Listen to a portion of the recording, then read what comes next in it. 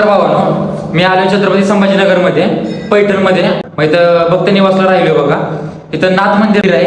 इथं भक्त निवासला का नाही चांगली सोय आहे भावानो. इकडे बघा बेड वगैरे आहे, सगळं आहे. बघूया आपण कोण माहिती सांगतं का इथं. सगळ्यात आधी मी तुम्हाला मंदिर दाखवतो, ते मंदिर तुम्ही बघा.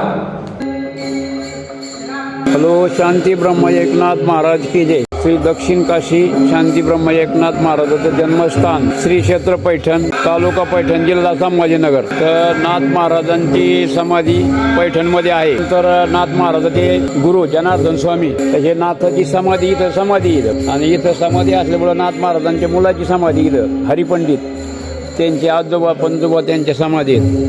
हे नाथ मंदिर म्हणजे नाथ महाराजाची जलसमाधी घेतलेलं मंदिर आहे. त्याच्यानंतर तिकडं गावातलं नाथ मंदिर आहे बाहेर. दक्षिण काशी म्हणजे इथं गोदावरी आहे आणि इथं जे पूर्ण महाराष्ट्रातले भाविक भक्त येतात. षष्टीला मोठा उत्सव असतो. त्याच्यानंतर आता 14वे वंशज गुरुवर्य योगीराज महाराज यांचा गुरुभक्ती सोहळा चालू, आनंद चालू आहे. उद्या त्यांचं काल्याचं कीर्तन आहे. तरी सर्व भाविक भक्त महाराष्ट्रातले कार्यक्रमाला आलेले आहेत आणि ही परंपरा म्हणजे कायमस्वरूपी पुऱ्या महाराष्ट्रातले लोक संभाजीनगरला जर आले किंवा दुसरीकडे आले तर नाथ महाराजाचे दर्शन घेण्यासाठी अवश्य पैठणमध्ये येत असतात. दक्षिण काशी म्हणजे इथं गोदावरी धरण आहे.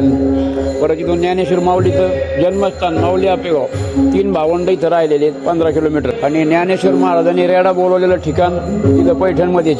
त्याच्यानंतर 12 ज्योतिर्लिंग पण इथं आहेत. म्हणजे महाराष्ट्रामध्ये मराठवाड्यामध्ये संतांची मांदेळी म्हणजे साधू संत सगळे होऊन गेलेले. मुक्ताबाई, ज्ञानेश्वर महाराज आदी करून सगळ्या साधू संतांचा इथं संगम झालेला आहे. गावातील नाथ मंदिर त्यांचा जो वाडा आहे नाथ महाराजाचा, तर त्या वाड्याची परंपरा अशी आहे की बुवा नाथ षष्टीला पंचमीला तो रांजण नित्यनियमाने पंचमीची षष्टी वद्य षष्टी असती त्या पिरियडला तो अजून पण त्याची परंपरा आहे. तो रांजण भरल्या जातो.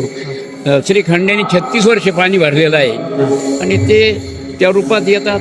ते पाणी भरल्यानंतर कोणत्या स्वरूपात ते वापरत जातात ते सांगता येत नाही, पण ते अजून परंपरा आहे. नाथषष्टीच्या पिरियडमध्ये पंचमीला तो वद्य पंचमीला कार्यक्रम असतो तो गावातील नाथ मंदिरामध्ये. भाविक भक्त भरपूर येतात त्या टायमाला.